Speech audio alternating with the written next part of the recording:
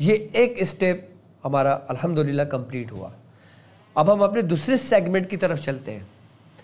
दूसरा सेगमेंट हमारा क्या है? उन लोगों के लिए कि जो रूहानी मौल्लिज हैं, कि जो हमारे साथ इस राह अमलियात में शामिल हैं और नकूश की ज़कात अदा कर रहे हैं।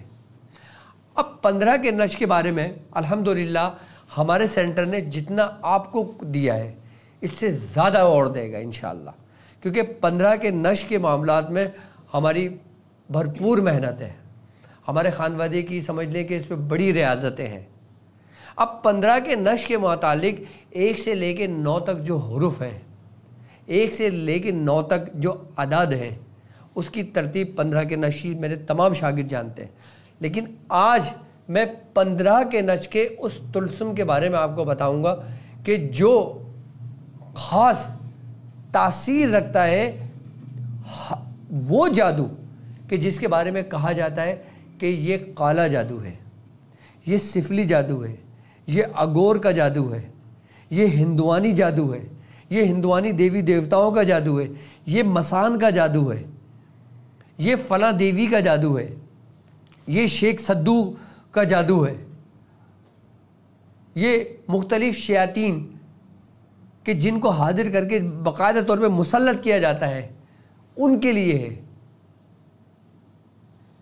ये नक्श जो 15 के नक्श का तुलसुम है।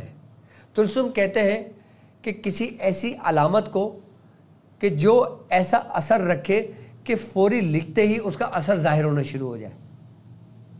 क्योंकि देखो, सबसे पहले क्या था, जब कुछ नहीं था ना, ये इल्मुल अदात नहीं थे, कुछ नहीं था, तो सबसे पहले क्या था? सबसे पहले अलामतें थीं। उन्हीं अलामतों से भी हर चीज़ वजूद में आई और फिर उसी की न्यूमेरिकल वैल्यू निकल के इल्मुल अदात बना। और कहते हैं बुजुर्गान दीन फरमाते हैं, सूफिया के नज़दीक जो अलामात होती हैं ना, वो तजल्ली इलाही है, ये मैसेज है, पैगाम है कि जिस तरह कुरान की हर सूरत, कुरान का हर हुरूफ, कुरान की हर आयत, हर ज़ेर ज़बर जो उस तरतीब से उस हुरूफ पर इस्तेमाल किया गया है, सब पर एक नूरी मखलूक़ात उसके ऊपर मामूर है जो रब के हुक्म से है, जो उसके मुहाफ़िज़ भी हैं, जो कहर भी रखते हैं, जो जमाल भी रखते हैं, जो जलाल भी रखते हैं। अब हुर्फ़ तहज्जी 1 से लेके 28 तक है। इन्हीं 1 से लेके 28 तक हर चीज़ वजूद में आई। ये क्या था? ये अलामतें थी। अब हम लेते हैं खाली 1 से लेके 9 तक को, जो 15 के नक्श के अंदर हम अदद को इस्तेमाल करते हैं। अब 1, 2, 3, 4, 5, 6, 7, 8, 9 ख़त्म, बस के आगे कुछ भी नहीं है। यानी कि 1 से शुरू और 9 पे मुकम्मल। अब जो कुछ है वो इसी के गिर्द है, जो कुछ कुव्वतें हैं वो इसी के गिर्द है। अब हम अदद तो जानते हैं, हम उन हुर्फ़ों को भी जानते हैं जो इनकी न्यूमेरिकल वैल्यू है, लेकिन हम उनके तुलसुम को नहीं जानते कि जो जिस घर के मौकलान के कोड हैं वो क्या है। अच्छा, ये वो तुलसुम है कि जो आम लोगों के लिए नहीं है, लेकिन उन लोगों के लिए है जो रूहानी मौल्लिज हैं, कि जिनका सामना जादूगरों से होता है, कि जिनका सामना मुख्तलिफ मरीज़ों से होता है। अब जैसे एक डॉक्टर है, डॉक्टर के पास कौन आएगा? सिर्फ मरीज़ ही आएगा, वो हर किस्म के मरीज़ आते हैं। अब डॉक्टर के पास एक ऐसी कमांड होती है, उसके बाद एक ऐसी एंटीबायोटिक होती है जिसको यकीन होता है कि मैं ये एंटीबायोटिक इस मरीज़ को दूंगा, उसको शिफा हो जाएगी। अब बातों का एक डॉक्टर अगर उसके बाद 50 मरीज आते हैं तो वो 50 को ये एंटीबायोटिक देता है, क्योंकि उसको मालूम है कि ये मौसमी वायरल है, ये इस चीज़ से ठीक होगा, और वो ठीक भी हो जाता है। तो जब एक ज़ाहिरी एतबार से डॉक्टर इस पर कमांड रखता है, तो क्या रूहानी मौलिज का कोई कमांड नहीं होगा? क्या उस पर कोई, उसको किसी कुव्वत, ऐसी ताकत पे उसको दस्तरस नहीं होगी? बिल्कुल होगी, अगर हम जानें तो। ये तुलसमात जो मैं आपको तालीम करूंगा एक ख़ास तरतीब के साथ, एक ख़ास घर के साथ, एक ख़ास ट्रायंगल के साथ, कि रूहानी मौलिद जब इसकी ज़कात अदा करता है तो इसके मौक्कलान की हाज़िरी, उसकी आमद उसी दिन से शुरू हो जाती है। अब इसकी मिसाल ऐसे कि जैसे मिसाल के तौर पे शुएब है। अब मुझे मालूम है शुएब कहाँ रहता है। अब फरमान है, मुझे मालूम है फरमान कहाँ रहता है, कि जब मैं शुएब को बुलाऊंगा तो वो शुएब ही मेरे पास आना है। अब मैं फरमान को बुलाऊंगा तो शुएब नहीं आएगा, फरमान ही आएगा। तो ये तुलसम एंटीग्रेट करता है, आपको मानूस करता है उन नूरी मखलूक़ात से, उन नूरी मखलूक़ात को मानूस करता है आपसे। जब हम उस तुलसमात को एक ख़ास तरतीब के साथ, मैं तरतीब बताऊंगा भी आपको वाइट बोर्ड पे ना, समझाऊंगा उसकी।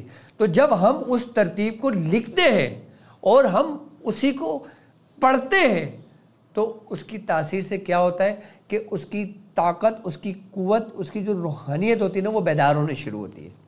कि जिस तरह हम जिक्र करते हैं, अब जब हम जिक्र कर रहे होते हैं, हम क्यों करते हैं भाई जिक्र? हमें जिक्र का हुक्म क्यों दिया गया है? इसलिए दिया गया है कि ताकि हमारा तज़किया हो, ताकि हम अंदर से साफ़ सुथरे हों, ताकि हमारे अंदर से गलाज़त ख़त्म हो। क्यों? क्योंकि जिक्र एक असर रखता है, एक तासीर रखता है कि हम जितना जिक्र करते हैं तो हमारे अंदर उतना असर पैदा होता है, और जितना हम इसकी कसरत करने लगते हैं तो हमारे जिस्म के अंदर उतनी ही हरारत और हिद्दत बढ़ने लगती है। किससे? जिक्र करने से। जब हम इस तुलसमात को एक तरतीब के साथ लिखना शुरू करते हैं तो हमारे जिस्म के अंदर हरारत होना शुरू होती है। क्यों? क्योंकि फिर वही हरारत हमारे अंदर नूर पैदा करता है।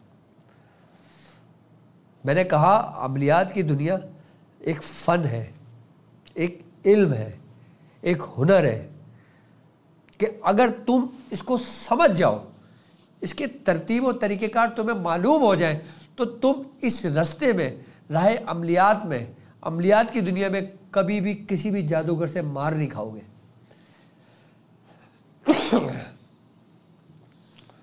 किसी भी शैतान से मार नहीं खाओगे आप। यानी कि इस रास्ते पे चलने के लिए तुम्हारे सबसे बड़े दुश्मन पता है कौन होते हैं? कि जो मरीज़ आते हैं ना, मरीज़ तुम्हारे दुश्मन नहीं है, लेकिन वो जो मरीज़ नेगेटिविटी को लेकर आते हैं, उन शैतानी कुव्वतों को लेकर आते हैं ना, वो तुम्हारे दुश्मन बनते हैं। क्यों?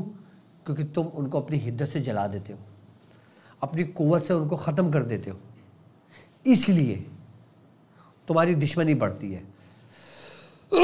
और जब तुम्हें नक्शे 15 के तुलस्म पर कमांड हासिल होता है, जब तुम इसकी ज़कात अदा कर लेते हो, तो मैं ये बात तुम्हें दावे से कह सकता हूँ कि तुम्हारे मरने के बाद भी तुम्हारी औलादों को किसी हिसार की ज़रूरत नहीं होगी। अब इंसान डरता है ना कि यार चलो मैं तो अपनी ज़िंदगी में इन चीज़ों को कवर कर लूँगा। मैंने ऐसे ऐसे लोगों को देखा है कि जो कमाल के आमिल थे, कि जब वो मरे तो उनकी जो औलादें थी ना, उनके घर पे जब जिन्नातों ने हमले किए ना, कि उनके पूरे पूरे घर तबाह बर्बाद कर दिए। उनके इलाज हुए भी मेरे पास। और जो आमिलीन, जो रूहानी मौलिद, जो लोगों का इलाज करता है, वो इस चीज़ को मद्देनज़र रखे, क्योंकि इनकी जो दुश्मनियाँ होती हैं ना, वो नस्लों में चलती हैं।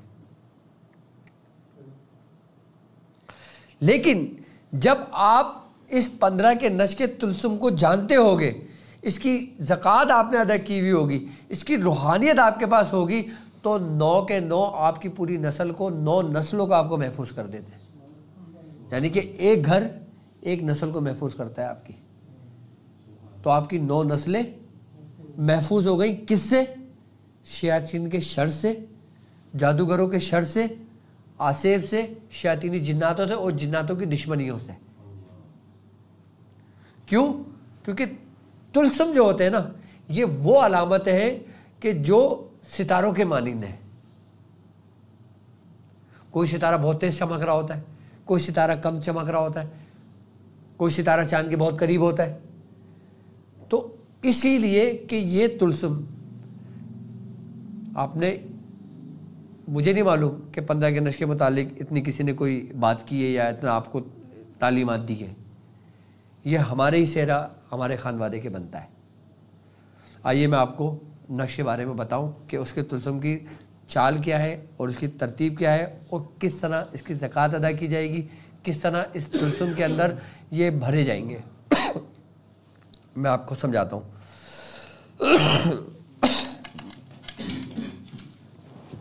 बिस्मिल्लाह।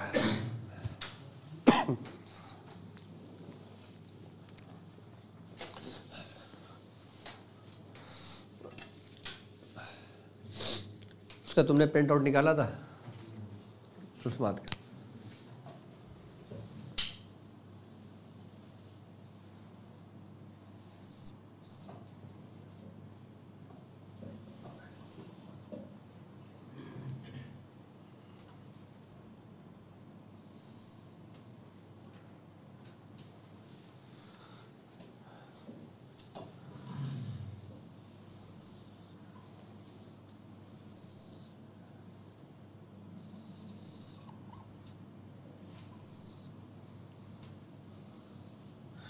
एक, दो, तीन, चार, पाँच, छः, सात, आठ, 9, ये 9 ट्राइंगल है। अच्छा मैं आपको बताऊं, एक रिसर्च है कि आपने देखा होगा अक्सर जो यहूदी होते हैं वो अपने पास ट्राइंगल की सूरत में एक अलामत रखते हैं। वो ये कहते हैं कि ये अलामत हमें महफूज रखती है तमाम शयातीन के शर से। ये उनका अक़ीदा है, जिसको पिरामिड कहते हैं ना, जिस सूरत में वो बना हुआ है। ये 15 के नक्श की हकीकत है। किसके? 15 के नक्श के तुलसुम। ये इसकी तरतीब है पूरी। ये कितने खाने बने? 1 2 3 4 5 6 7 8 और 9। ये 9 घर बने। ये अब हमने करना क्या है, किस तरीके से करना है, लेकिन मैं पहले आपको ये बताऊंगा कि पहला घर कौन सा है, दूसरा घर कौन सा है, तीसरा घर कौन सा है, चौथा घर कौन सा है, पांचवा घर कौन सा है, छठा कौन सा है, सातवां कौन सा है, आठवां कौन सा है, नवा कौन सा है। पहले मैं इसमें अदद लिखूंगा ताकि वो घर आप पहचान लें कि किस घर में आपने किस अलामत को लिखना है, किस घर में किस अलामत को आपने तहरीर करना है। क्या वाइट बोर्ड आ नहीं रहा क्लियर?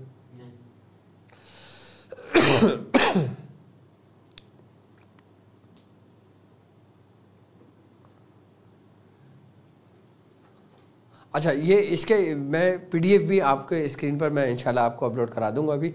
अभी फ़िलहाल अब मेरी वॉइस तो जारी होगी ना, पहले आप वॉइस सुन लें कि, लेकिन ये नज़र नहीं आ रहा होगा ना इनको घर।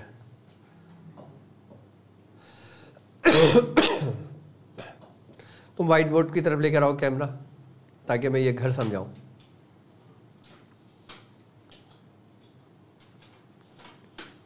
ये वो है तुलसमात कि जो नापैद है, मतलब ये कि इसको बुज़ुर्गों ने ना अपने सीनों में रखा।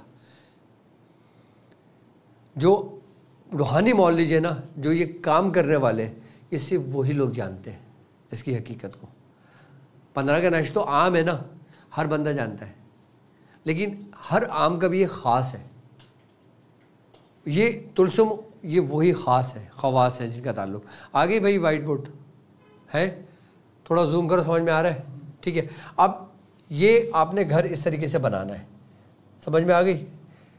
ठीक है भैया, मैं एक दफ़ा और आपको बना के दिखा दूँ मैं इसको।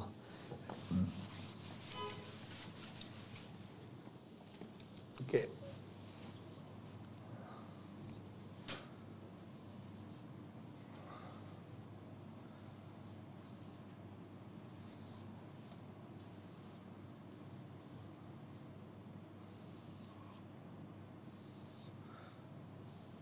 कितने घर बन गए? 1 2 3 4 5 6 7 8 9। अच्छा, इसमें हमने अदद, इसका पहला घर जो ना ये बीच का है, ये पहला घर आ गया। मैं इसमें गिनती लिख रहा हूँ इसलिए ताकि आपने गिनती नहीं लिखना, आपने तुलसुम लिखना है। आपने गिनती नहीं लिखना, आपने तुलसुम लिखना है, लेकिन तुलसुम किस तरतीब से लिखना है, इस गिनती के हिसाब से लिखना है। नंबर 1 ये आ गया, ठीक है, और नंबर 2 ये आ गया, नंबर 2 ये आ गया, ठीक है। नंबर 3 आपका ये आ गया, नंबर 4 आपका इसके ऊपर वाला आ गया, नंबर 5,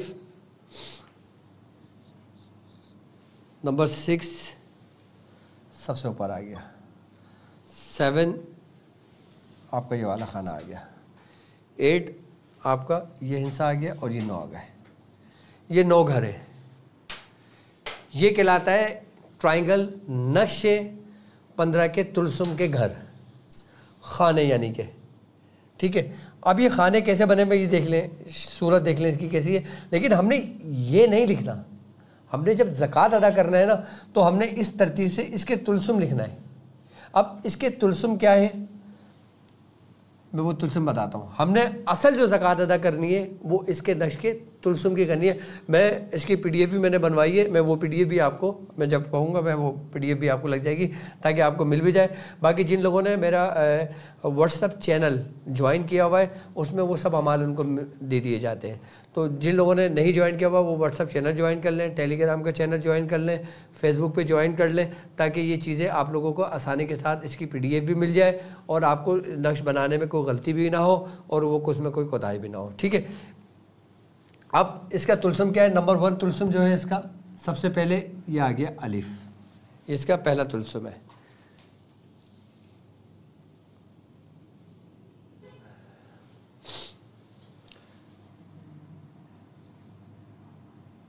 ये इसका दूसरा तुलसुम है। नंबर 1 2 3 4 5 6 7 8 और 9। ये पहला तुलसुम आ गया, ये दूसरा तुलसुम आ गया, ये तुलसुम है, ये तीसरा आ गया, चौथा तुलसुम आ गया और पांचवा तुलसुम आ गया,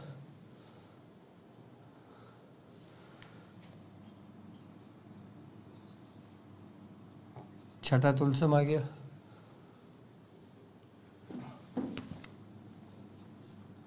सातवां,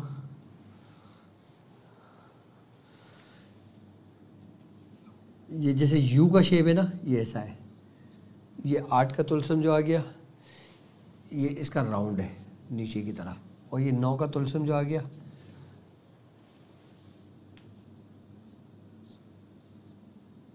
ये आ गया। हमने जब इस तुलसुम की ज़कात अदा करनी है 15 के नक्श के, तो हमने इस तुलसुम्स को भरना है। ठीक है, ये नंबर मैंने इसलिए लिखे ताकि आप इस नंबरों की तरतीब से ये भरेंगे। अब नंबर 1 ये आ गया, ये आ गया तुलसुम। ठीक है, नंबर 1 हम ये लिखेंगे। अब जब हम नंबर 1 ये लिखेंगे तो हमने क्या पढ़ना होगा कि या अल्लाह बेहक़ या अलिफ। एक बार हम या अल्लाह बेहक़ या अलिफ पढ़ के ये पहला खाना लिखेंगे। ठीक है, अब हम दो का है, 2 ये रहा। अब हम 2 में तुलसुम क्या बनता है, हम यहाँ पे 2 लिखेंगे और ये नीचे आ गया। अब 2 में हम जब ये लिखेंगे हम क्या पढ़ेंगे, या 1 नंबर 2। 2 में हम पढ़ेंगे या बुदू बेहक़ या बा। ये 2 मरतबा पढ़ेंगे, या बुदू बेहक़ या बा, ये अलामत लिखेंगे। अब ये 3 ये है, अब 3 की अलामत क्या आ जाएगी,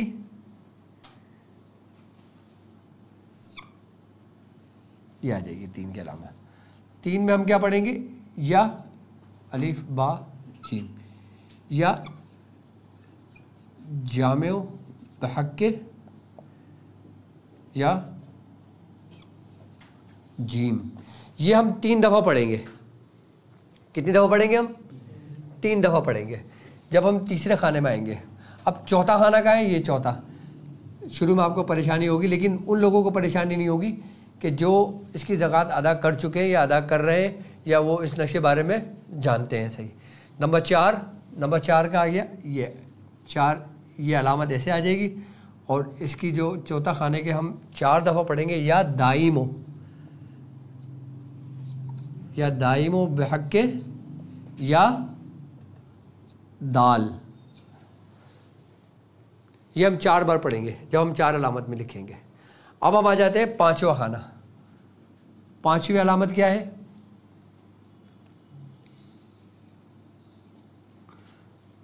हम 5वीं अलामत में ये लिखेंगे और 5वें में हम क्या पढ़ेंगे? हम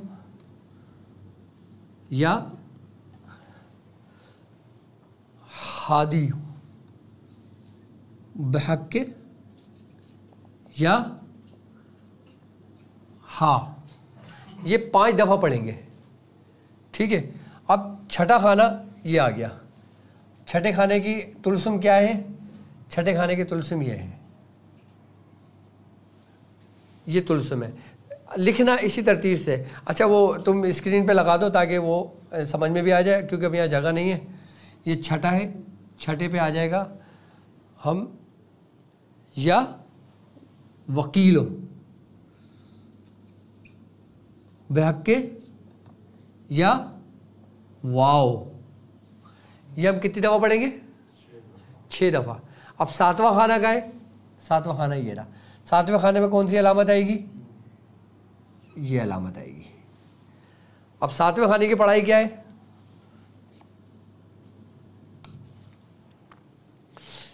या देखें आपके स्क्रीन पर नज़र आ रही होगी आपको, या ज़कीउ बेहक्के या ज़ौ। ठीक है। ये आपने कितनी दफ़ा पढ़ेंगे? 7 दफ़ा पढ़ेंगे 7वें खाने में। अब 8वीं अलामत, ये 8वां घर है, ये 8वीं अलामत में आपने ये ऐसा आ गया। ये तुलसुम है 15 के नक्श के। ठीक है। अब 8वें में जब हम 8 दफ़ा 8वें खाने में हम जब ये लिखेंगे तो 8 मरतबा हम क्या पढ़ेंगे? या हकीमो बेहक्के या हाँ, 8 दफ़ा पढ़ेंगे। ये हम 8 दफ़े खाने में आएंगे। अब 9वें खाने की अलामत ये आपकी स्क्रीन पर भी मौजूद। स्क्रीन पे तुमने अपलोड कर दिया है? ये 9वें में क्या पढ़ेंगे? या ताहिरो बेहक्के या तो। ये आम लोगों के लिए नहीं है, ये सिर्फ उन लोगों के लिए है जो रूहानी मौलवी है, जो इलाज व मौलजा करते हैं, जो ये सीखना चाहते हैं, इस रास्ते पे चलना चाहते हैं, इसको देखना चाहते हैं, जो मेरे शागिर्द हैं, जो दुनिया भर में जहाँ कहीं भी मौजूद हो। ये ढाल है।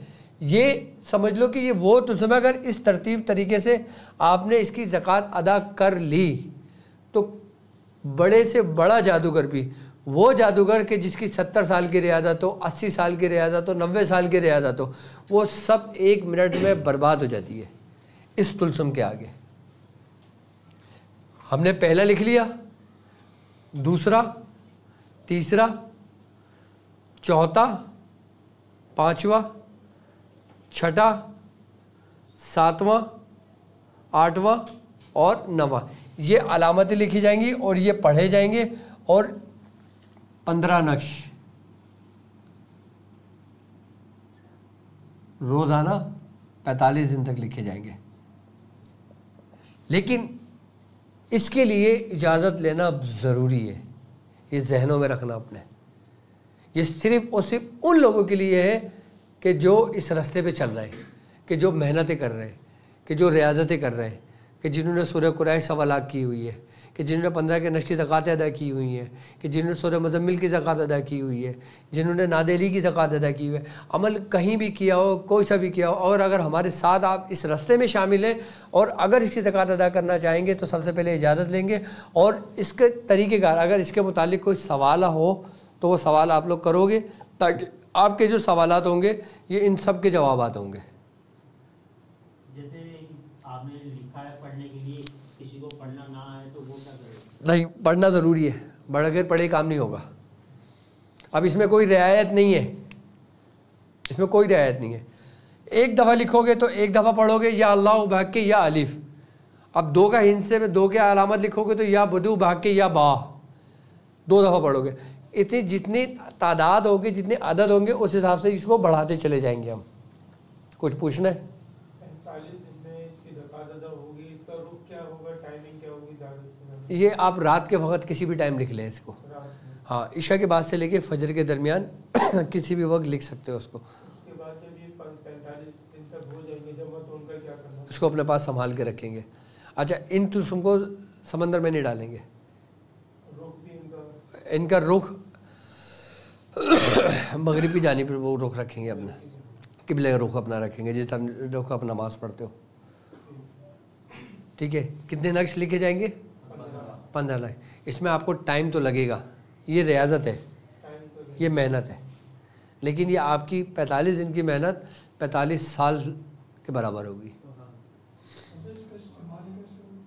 इसका इस्तेमाल, इसको अगर मिसाल के तौर पे कोई जादूगर आपको तंग करता है, आपको मालूम है कि फ़लाँ शख्स से मुझे नुकसान पहुंचा रहा है, आपने खाली ये अलामत लिखी है और इसी तरीके से पढ़ के सिर्फ एक नक्श लिखा, उसको वज़न के नीचे दबा दिया या उसको आग में जला दिया,